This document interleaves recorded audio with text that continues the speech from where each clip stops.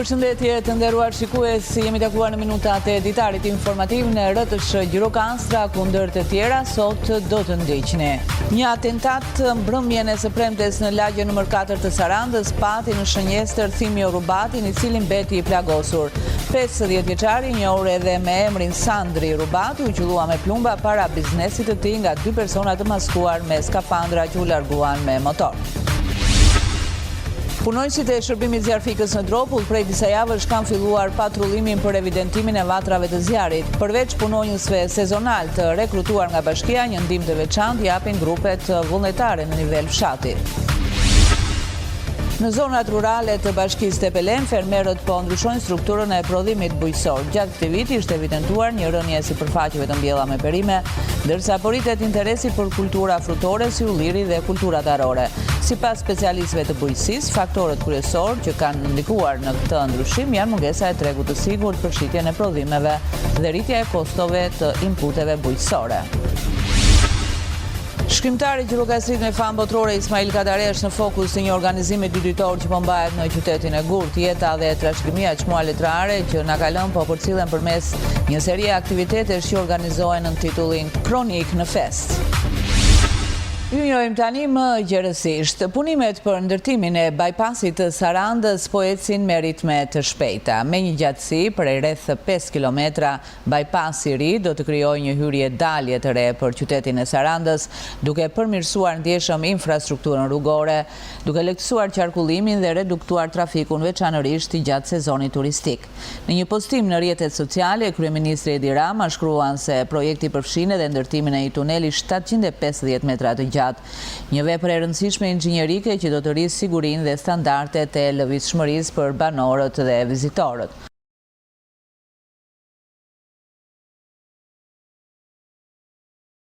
Pashtu Rama ka postuar edhe pamje nga shëtitoria e Ksamilit, duke shkruar një tjetër hapësirë publike shumë pritur dhe cilësore për çdo vizitor që zgjedh këtë perlë të Shqipërisë. Ksamili gjatë viteve të fundit është shndërruar nga një qytet e vogël bregdetare në një nga destinacionet turistike më të njohura jo vetëm në Shqipëri, por në mbar botën.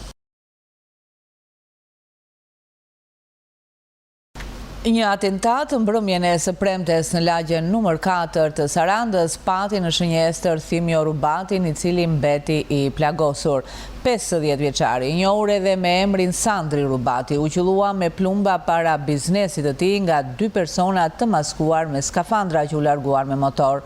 Policia ka gjetur 9 gëzhoja, pistoletet kalibrit 9 mm në vendin e ngjarjes. Hetimet paraprake tregojnë se autorët menjëherë pas atentatit janë larguar me motor drejt zonës së plazheve në lagjen Babare Xhepi. Një atentat ka ndodhur mbrëmjen e dieshme në qytetin e Sarandës që pati në shënjestër shtetasin Sandri Rubati. Autorët kanë qelluar 9 herë me një pistolet të kalibrit 9 mm dhe më pas janë kthyer në të njëjtin drejtim nga kishin ardhur. Dyshohet se janë larguar nga vendngjarja me motor drejt zonës së plazheve në lagjen Babare Xhepi, ku më pas mund të kenë përdorur një mjet lundrues për t'u larguar. Motori i përdorur ende nuk është gjetur dhe dyshohet se autorët e kanë marrë me vete.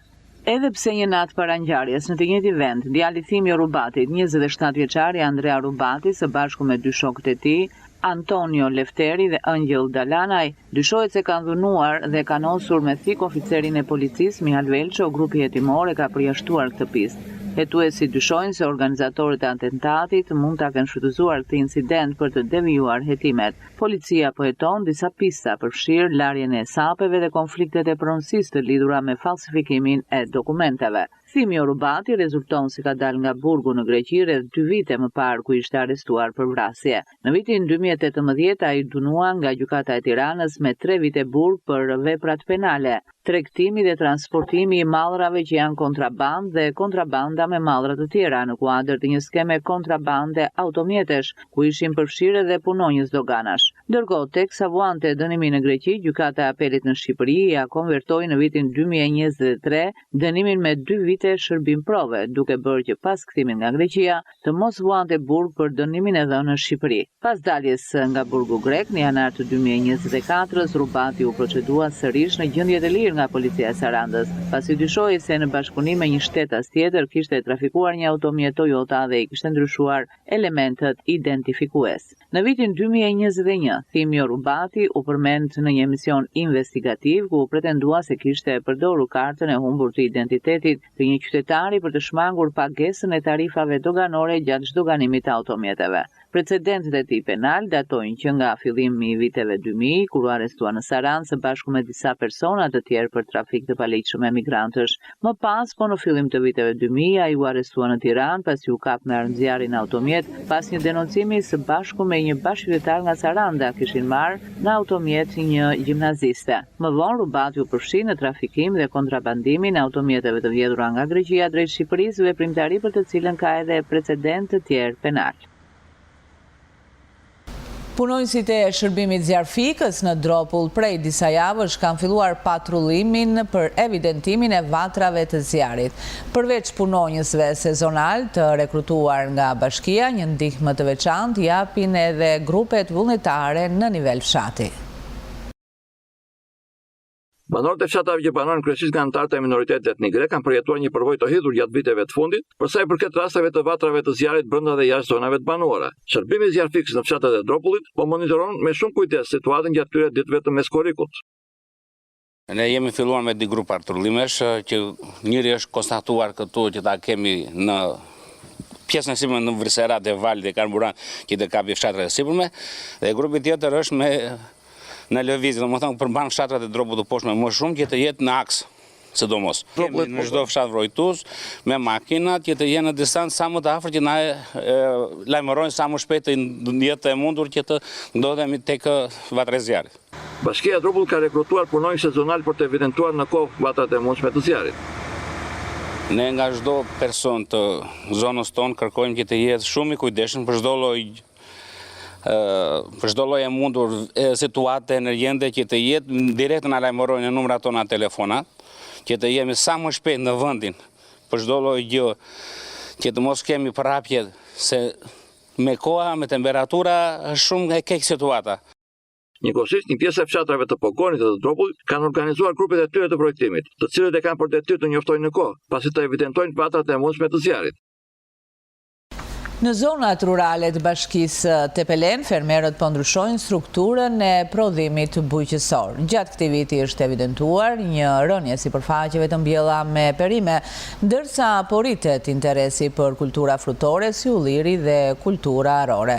Sipas specialistëve të bujqësisë, faktorët kryesorë që kanë ndikuar në këtë ndryshim janë mungesa e tregut të sigurt për shitjen e prodhimeve dhe rritja e kostove të inputeve bujqësore. Në zonat rurale të bashkisë Tepelen, gjatë këtij viti është evidentuar një ulje e sipërfaqeve të mbjella me kultura perimore. Sipas specialistëve të bujqësisë, kjo tendencë lidhet kryesisht me mungesën e tregut të sigurt për fermerët, por edhe me rritjen e kostove të prodhimit, veçanërisht të çmimeve të pesticideve dhe inputeve bujqësore. Në kulturat e bimëve të arave kemi një stepje të kultivimit. Për grurin, për misin, ka rënje të sipërfaqeve ose të perimeve, ka rënje, kurse për kulturat të pemë frutore, ullinj, ka shtim. Për bimë të arave edhe për perimet ka ndikuar tregu, me fjalë fermerët që kultivojnë nuk gjejnë treg për të shitur. Kjo është rritja e çmimit të pesticideve dhe të pjerave kimike. Kurse për shtimin e kulturave dru frutore dhe pemë frutore ka ndikuar tereni jonë, sepse kemi një teren që i përshtatet shumë këtyre kulturave dhe kanë marrë edhe toka me qera për 99 dhe i kanë shfrytëzuar ato për të mbjellë me këto kultura. Nga ana tjetër, fermerët kanë orientuar një pjesë të tokave drejt kulturave më afatgjata, ku vihet re një rritje sipërfaqeve të mbjella me kultura frutore. Këto vitet e fundit janë shtuar shumë kultura e pemëve frutore ose e arroreve. Kemi shumë fermerë që kanë mbjellë sipërfaqe të mëdha me arr, me bajame dhe me kultura të tjera pemë frutore. Kurse tek bimët e arave kemi një zvogëlim të mbjelljes të sipërfaqeve.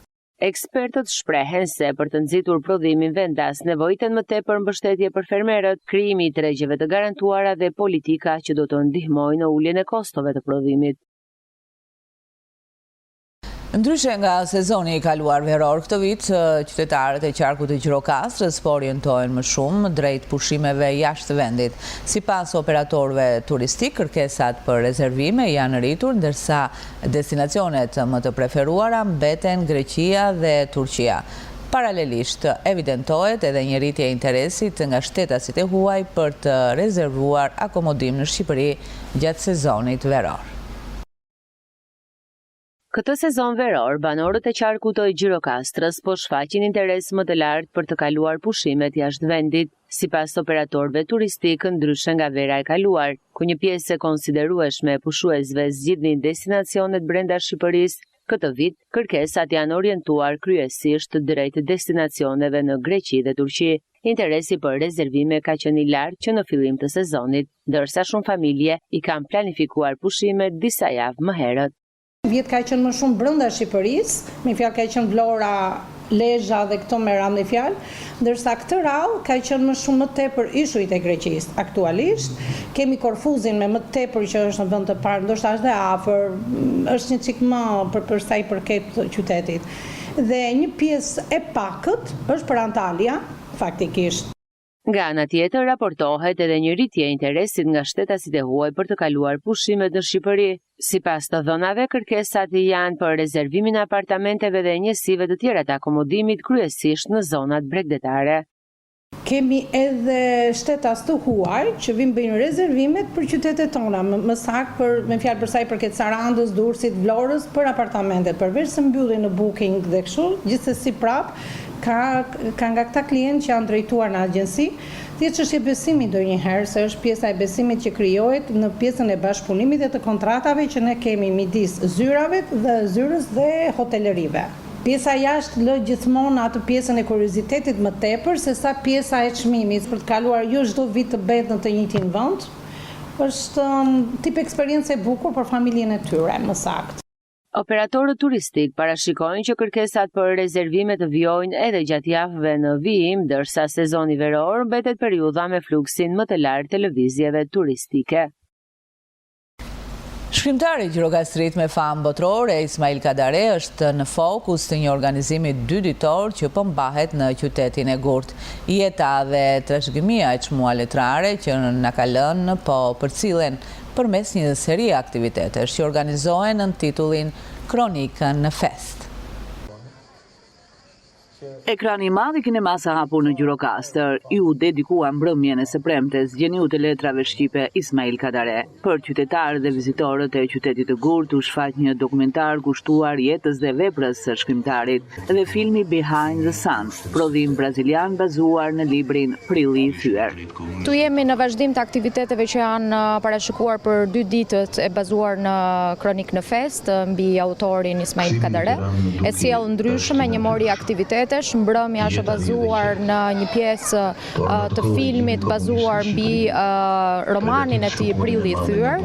Titulli i filmit që jepet për të parë për Gjirokastrën, po le të themi edhe në një auditor të hapur për publikun, Behind the Sun, e një regjizori brazilian që konteksti i dramës, po themi, të temës romanit Prilli i Thyer është bazuar dhe përshtatur me realitetin e Brazilit, ku është bërë edhe xhirimi, është bërë edhe, po themi, adaptimi i tematikës gjithmonë në mbështetjen edhe suportin drejt për drejt Ismail Kadares, që do të thotë ky film, edhe pse është publikuar në vitin 2001, që praktikisht ka 25 vite që ka pasur një mori prezantimesh në festival dhe ka qenë edhe i nominuar për Emmy, ka pasur një rezultat mjaft mirë, jo vetëm për tematikën që trajton të temës së gjakmarrjes, sigurisht të adaptuar në raport me realitetin që përmendëm të një shteti përtej realitetit tonë shqiptar, por njëkohësisht është edhe një formë për të kuptuar se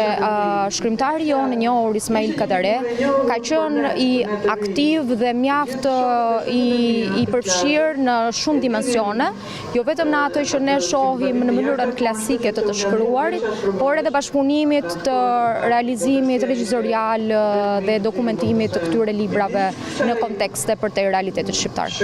Ky aktivitet vjen në kuadër të organizimit dyditor Kronik në Fest, i cili do të vazhdojë edhe mbrëmjen e sotme.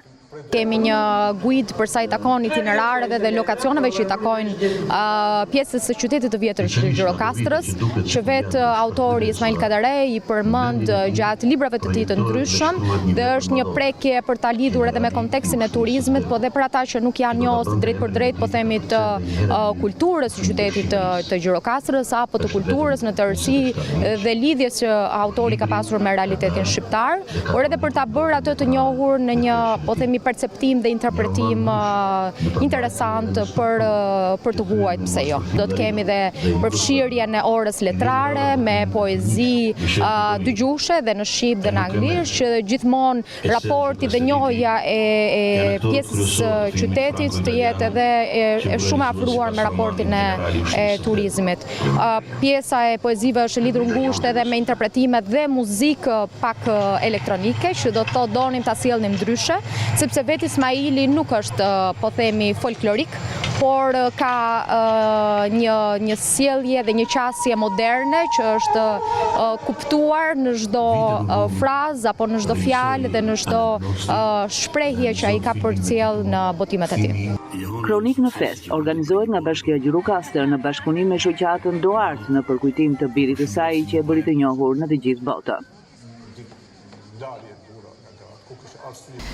Kampi veror i çelur nga Qendra Kulturore Fato Berberi bëri bashk për 2 javë mbi 40 fëmijë gjirokastrit. Në këtë organizim, që erdhi menjëherë pas përfundimit të vitit shkollor, ata kaluan kohë të këndshme mes tyre, mes lojrave, këngëve, valleve dhe aktiviteteve të tjera që u zhvilluan për 14 ditë në drejtimin e instruktorëve të qendrës. Një eksperiencë mbreslënse e kanë vlerësuar fëmijët gjirokastrit kampin veror të çelur nga Qendra Kulturore Fato Berberi. Ata shprehen se kaluan 2 javë plot argëtime zbavitje përmes lojrave, aktiviteteve kulturore, kurseve me të cilat u drejtuan nga instruktorët e kësaj qendre. Neve kemi mësuar shumë gjëra këtu te kampi, jemi të kënaqur shumë, kemi bërë lojra pa fund, kemi kërcyer, kemi lexuar libra që janë gjëra më e mirë për fëmijët dhe shumë gjëra të tjera.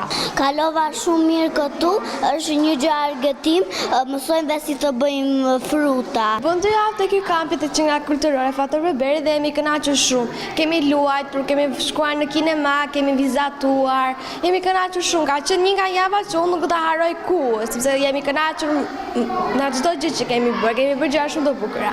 Kjo periudhë bëri bashkë me 40 fëmijë, të cilët krijuan edhe miqësi të reja, siç janë Emeli dhe Arja, që shpresojnë që miqësia e tyre të zgjasë. Unë me Arja jemi bërë shoqe në këtë kamp, nuk e kam njohur më përpara. Tani e kam njohur Arjan. Si kaloni bashkë? Shumë mirë. Më përpara mendoja se unë me Emelin do ziheshin gjithmonë edhe nuk do ishim kur shoqe, por kur ditët vazhduan, unë u kënaqa shumë me Emelin dhe bëra atë një nga shoqet më të mira që kam pasur ndonjëherë. Emeli më duket shumë e ëmbël edhe shumë e dashur, edhe shumë e zonja për kërcime dhe gjëra të tjera.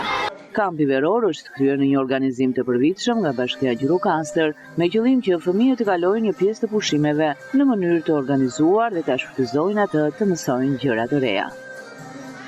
Përfunduam këtu të nderuar shikues, ishte gjithçka e përgatitur për këtë ditar informativ në RTS Gjirokastër. Ndajmë duke ju uruar shikim të këndshëm të programeve në vit.